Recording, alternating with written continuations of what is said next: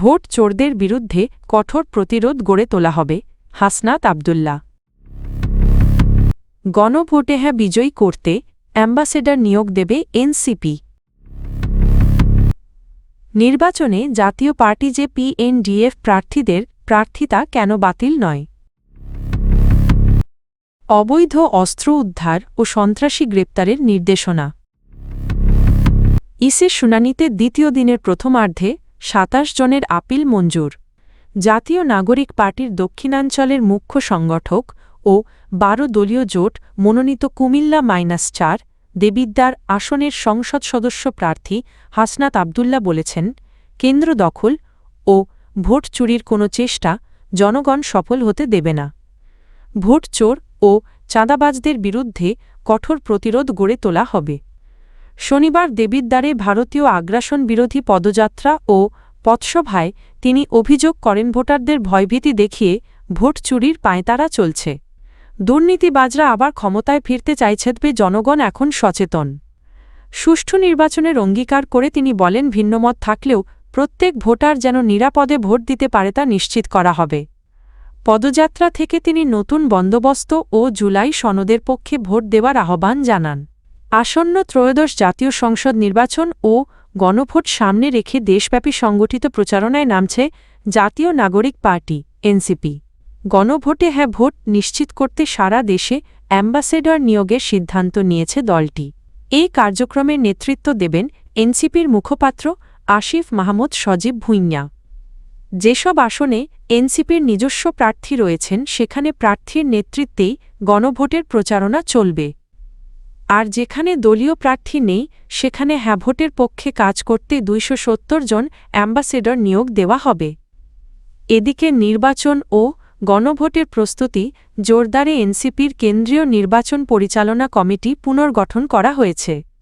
৩১ সদস্যের নতুন কমিটিতে চেয়ারম্যান করা হয়েছে আসিফ মাহমুদ সজীব ভুঁইয়াকে এবং সেক্রেটারি হিসেবে দায়িত্ব পেয়েছেন মনিরা শারমিন।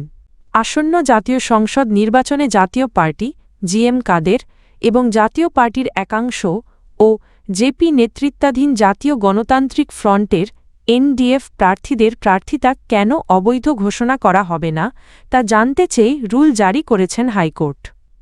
রোববার বিচারপতি রাজিকাল জলিলের নেতৃত্বাধীন হাইকোর্ট বেঞ্চ এক রিট আবেদনের পরিপ্রেক্ষিতে এই আদেশ দেন। রিটটি করেন জুলাই গণঅভ্যুত্থানে অংশগ্রহণকারী ভোলার বাসিন্দা আবদুল্লাহ আল মাহমুদ। রিটে আইন সচিব, স্বরাষ্ট্র সচিব, মন্ত্রী পরিষদ সচিব এবং প্রধান নির্বাচন কমিশনার সহ সংশ্লিষ্টদের বিবাদী করা হয়েছে।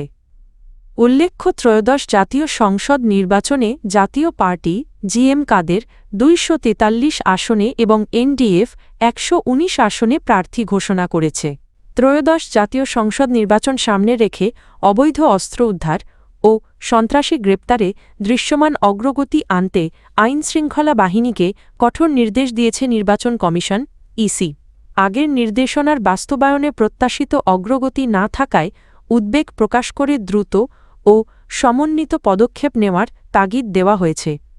রোববার রাজধানীর আগারগাঁওয়ে নির্বাচন ভবনে সশস্ত্র বাহিনীসহ ১৬টি সংস্থার সঙ্গে বৈঠকে এ নির্দেশনা দেয় ইসি। বৈঠকে সভাপতিত্ব করেন নির্বাচন কমিশনার ব্রিগেডিয়ার জেনারেল অব. আবুল ফজল মো. সানাউল্লাহ। ইসি জানায়, নির্বাচনী পরিবেশ শান্ত রাখতে সমন্বয় সেল ভিজিল্যান্স ও মনিটরিং টিমসহ গঠিত কমিটিগুলোর সঙ্গে আইনশৃঙ্খলা বাহিনীকে ঘনিষ্ঠভাবে কাজ করতে হবে। একই সঙ্গে চিহ্নিত সন্ত্রাসীদের বিরুদ্ধে অভিযান জোরদারের নির্দেশ দেওয়া হয়। উল্লেখ্য, আগামী ১২ ফেব্রুয়ারি একযোগে ত্রয়োদশ জাতীয় সংসদ নির্বাচন ও গণভোট অনুষ্ঠিত হবে। ত্রয়োদশ জাতীয় সংসদ নির্বাচনে মনোনয়নপত্র বাতিলের বিরুদ্ধে আপিলের দ্বিতীয় দিনের শুনানির প্রথমার্ধে ২৭ জন প্রার্থীর আপিল মঞ্জুর করেছে নির্বাচন কমিশন ইসি। রোববার ১১ জানুয়ারি রাজধানীর আগারগাঁওয়ের নির্বাচন ভবনে সকাল ১০টা থেকে দুপুর ১২টা পর্যন্ত ৩৫ জনের আপিল শুনানি অনুষ্ঠিত হয়। এর মধ্যে ২৭টি আপিল মঞ্জুর, ৫টি নামঞ্জুর এবং ৩টি আপিল পেন্ডিং রাখা হয়েছে। শুনানি শেষে ইসি জানায় যে সব প্রার্থীর কাগজপত্রে ঘাটতি রয়েছে তাদের আগামী ১৬ জানুয়ারি পর্যন্ত প্রয়োজনীয় নথি জমা দেওয়ার সময় দেওয়া হয়েছে। প্রধান নির্বাচন কমিশনার এএমএম নাসির উদ্দিনের সভাপতিত্বে অনুষ্ঠিত এই শুনানিতে অন্যান্য কমিশনাররাও উপস্থিত ছিলেন। আপিল শুনানির দ্বিতীয়ার্ধ দুপুর ২টা থেকে বিকেল ৫টা পর্যন্ত চলবে।